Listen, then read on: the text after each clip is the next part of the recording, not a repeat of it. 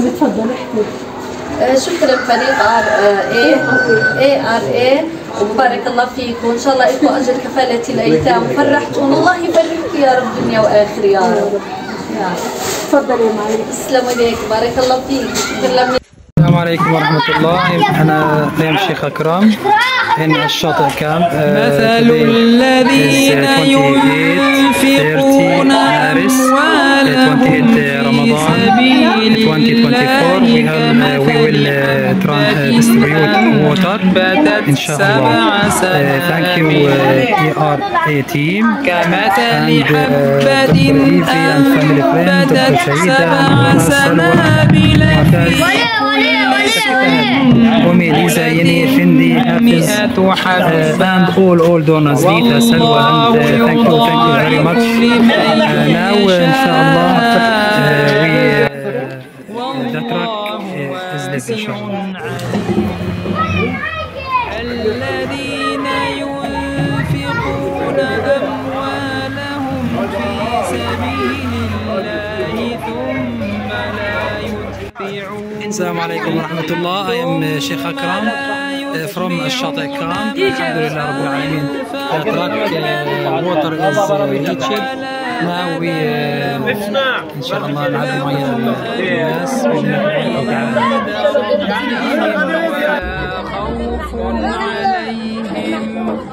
ولا خوف عليهم ولا هم يحزنون.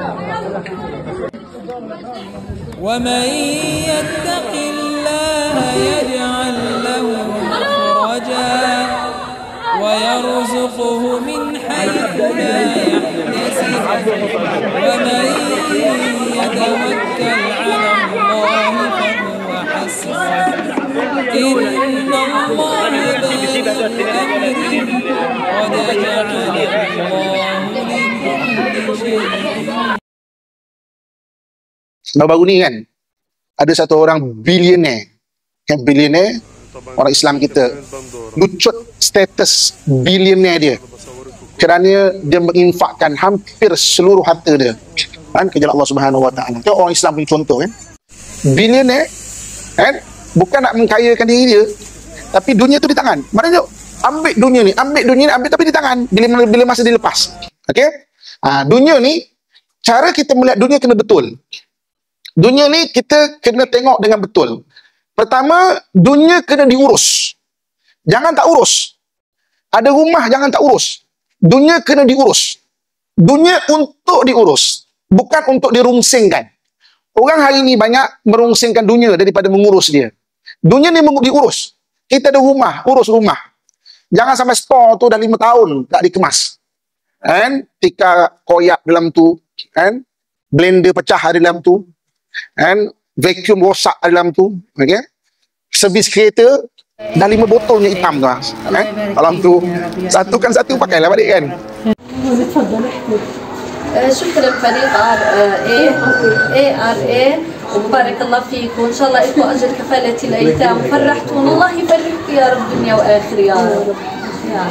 تفضلي يا معلم. تسلموا ليك، بارك الله فيك. شكرا فريق ARA لدعمكم لأهل غزة، بارك الله فيك وجزاكم الله خير الجزاء. Sampai dunia jatuh ke tangan orang fasik ataupun orang kafir yang merosakkan. Kita tak ambil, diambil oleh orang fasik. Orang fasik boleh menambah kefasikan dia lagi. Kan? Diambil oleh orang kafir yang merosakkan. Orang kafir boleh menambahkan kerosakannya lagi. Orang Islam kena ambil. Bila kita faham cara melihat dunia, itulah zuhud. Ambil di tangan, diurus. Jangan lepas ke orang yang fasik. Lebih baik orang masjid yang ambil dunia ramai-ramai. Saya ada sedikit pengalaman. Ibu-ibu, kakak, abang-abang, ayah-ayah lagi kaya pengalaman dari saya. Satu hari, saya ada buat program dekat Xi'an. Xi'an ni ibu kota China lama, sebelum Beijing. Kalau kita nak cerita lokasi paling strategik, Xi'an. Beribu tahun jadi ibu kota China. Sebelum dipindahkan oleh belakang ke Beijing. Beijing sebelah utara dah sebenarnya atas dah. Dia tengah-tengah betul. Jadi kat situ, orang Islam ada kat situ. Jadi saya ada buat syuting dengan TV9 ke TV3 waktu tu kat situ. Kita buat program. So kita pun syuting habis awal. Habis awal dalam 3 hari tu kita ada masa lah berjalan lah apa semua kan. Okay? Dekat situ ada masjid lama, umur lebih 1200 tahun. Masjid lama kan. Jadi konteks anda banyak orang Islam. Saya suka orang Islam berniaga. Saya suka orang Islam berniaga. Kan? Jadi satu hari saya tanya satu orang pakcik. Orang tu bercakap Arab. Yang tu umur kat 90 waktu tu. Waktu tu umur 90. Saya tak tahu lagi ke tak. Jadi saya tanya dia, saya pakcik. Kan? Pakcik dah berumur macam ini, kenapa nak berniaga lagi? Anak pun dah banyak kedai situ. Cucu pun dah ada kedai. Bukan saja anak, cucu pun dah berniaga dah. Pakcik tak rehat ke? Pakcik nak berniaga untuk apa? Kan? Saya tanya dia. Dia kata nak. Aku kalau berniaga untuk diri aku dah cukup. Aku cukup dah. Anak aku semua dah kedai, dah berniaga dah. Anak semua selesai dah. Cucu pun dah selesai. Kan? Untuk aku selesai dah. Tapi kenapa aku terus berniaga? Sebab aku nak kayakan masjid. Aku nak kayakan madrasah. Sebab aku terus berniaga. Kan berbeza dengan setengah-setengah orang. Nak berniaga tu sebab nak kayakan diri. Kan beza tu. Jadi apabila diri dah okey, dah cukup lah. Apa lagi nak. Sedangkan masjid terminta-minta. Rayuan derma ya, untuk kita punya toilet ni dah tersumbat 3 bulan ya. Tolong ya. Madrasah terminta-minta. Dia tu kayakan masjid. Sebab itu masjid berumur 1200 tahun masih berdiri gagah lagi. Kan? Masih lagi terurus. Masih lagi maknanya sempurna penjagaannya tu. Sebab apa? Ada orang-orang yang memang dunia diambil, jangan terlepas daripada orang kafir dan orang fasik. Seorang kafir atau orang fasik, dia tidak akan pergi ke masjid. Dia pergi tempat-tempat maksiat. Dia akan menyemarak kepada maksiat. Jadi zuhud. Jadi zuhud tu adalah dunia di tangan, bukan di hati. Dan 3 prinsip kita melihat dunia. 1, dunia maksudnya apa nama? Prinsip pertama tadi? Dunia diurus. Bukan untuk dirungsingkan. Kena urus. Rumah kena urus. Dan apabila kita urus, memang ada masalah. Jangan pernah give up dengan masalah. Kalau kita tak ada masalah, dekat Malaysia ada 2 tempat je. 1, hospital bahagia. Yang keduanya tajuk rambutan.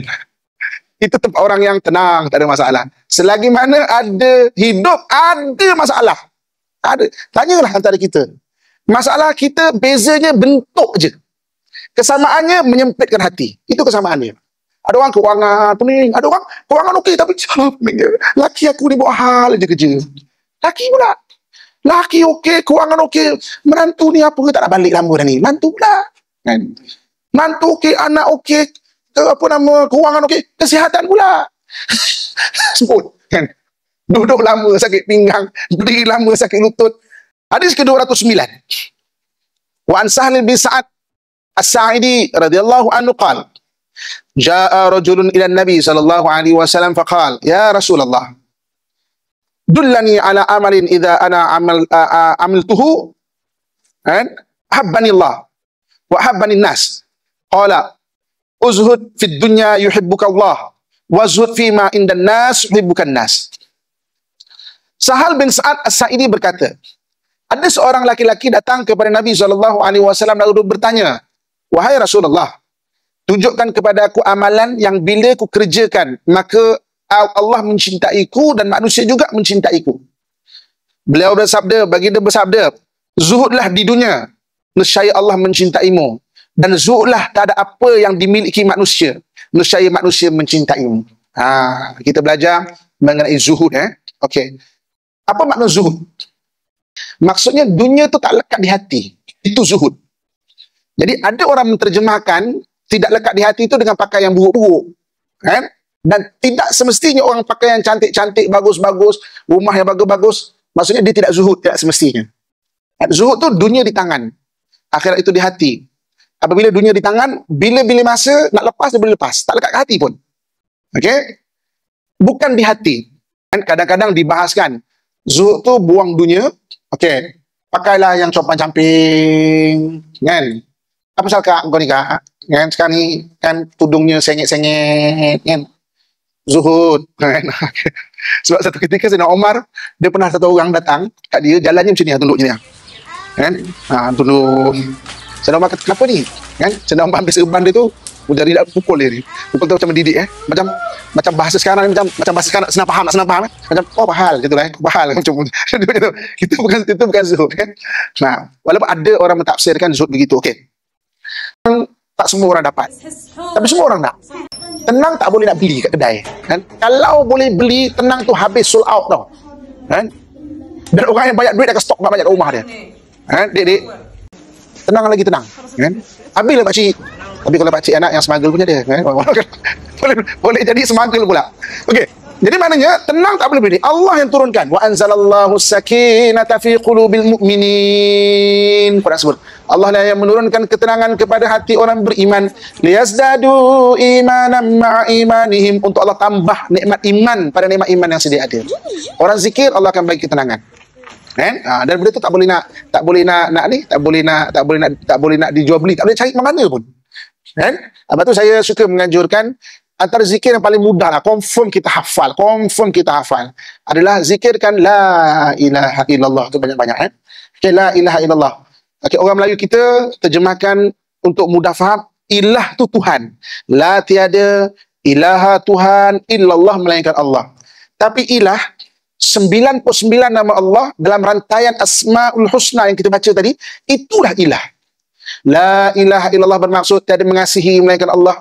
La ilaha illallah bermaksud tiada menyembuhkan melainkan Allah. La ilaha illallah bermaksud tiada memberi jalan keluar melainkan Allah. La ilaha illallah bermaksud tiada memberi rezeki melainkan Allah. La ilaha illallah bermaksud tiada segala-gala melainkan Allah. Jadi kalau hari ini katakan kita tak sihat, zikirkan la ilaha illallah, la ilaha illallah. Masuk ke hati. Tak ada menyembuhkan melainkan Allah, tak ada menyembuhkan melainkan Allah, tak ada menyembuhkan melainkan Allah. Hari ini mungkin tengah sedih suami punya hal ke, isteri punya hal ke, menantu punya hal ke, anak punya hal ke, kan? La ilaha illallah, tak ada mengasihi melainkan Allah, tak ada mengasihi melainkan Allah, tak ada mengasihi melainkan Allah. Kan kita kadang zikir la ilaha illallah hanya menghabiskan tasbih. Berkira lepas tu, lebih 33 ni imam. Imam ni lebih ni, salah ni imam ni. Tasbih China lah tu. Jadi kita mengambil tasbih. 3 cukup, tapi konsisten lepas sembahyang. La ilaha illallah. Masukkan dekat hati tu apa hajat kita tu dalam rantaian Asmaul Husna tu. Dan nak lagi bagus, cuba malam ni cuba cuba try test. Kau 4 ni. Cuba try. Ni guru saya ajar juga. Malam-malam bangun sembahyang malam ataupun nak tidur kan, nak tidur. Hembusan nafas kita akhir, kita kan ambil nafas. Inhale.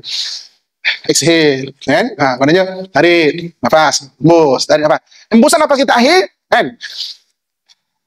Habiskan dengan la ilaha illallah yang sampai habis apa betul? Kan? Contoh. Tarik nafas.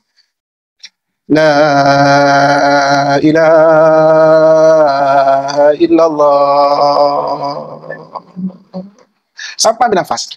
InsyaAllah boleh menitis yang mata. Hembusan nafas akhir pada illallah. Cuba try. Hati tu masukkan. Kalau tengah apa? Sempit rezeki. Tiada memberi rezeki melainkan Allah. Sampai habis. Tu Allah kata Allah akan bagi sakinah. Sakinah tu makna ketenangan. Kan? Maksudnya akan tenang. Cuba try test. Tak usah malam-malam lah. Kejap-kejap lagi. Cuba try. Kan? Kita boleh rasa. InsyaAllah kalau tak ya boleh menitis yang mata tu. Ambil nafas. Sembus, ambil nafas, sembus, ambil nafas, sembus, hembusan terakhir illallah, la ilaha illallah. Apa lagi? Dan Allah menyebut di antara siapa yang ada di sisinya. Maknanya Allah menyebut-nyebut nama kita lah.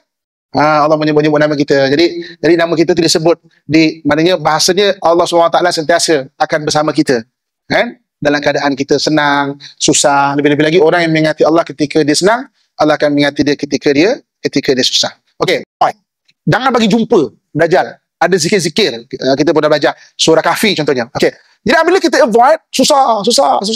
Ada orang kelaparan, Dalam hadis yang disebut ketika itu orang Islam, dia apa dia? Makanan dia. Siapa ingat? Zikir. Kan? Makanan dia zikir. Betul? Orang yang ingat Allah Subhanahu Wa Taala dia tenang. Apabila dia tenang, dia boleh berfikir dengan waras. Lapar ni kan? Kita carilah, tanamlah ubi ke apa ke tepi, atau cari kat sana tu ada makanan tu.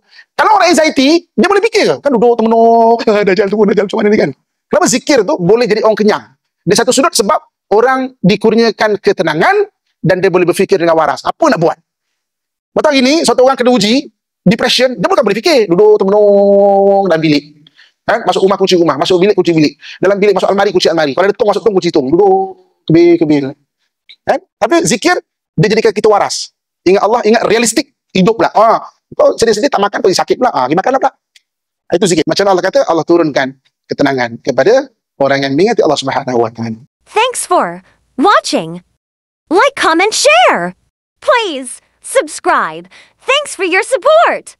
Video agihan bantuan Gaza ini milik Ara Tim. Dilarang edit video ini tanpa kebenaran.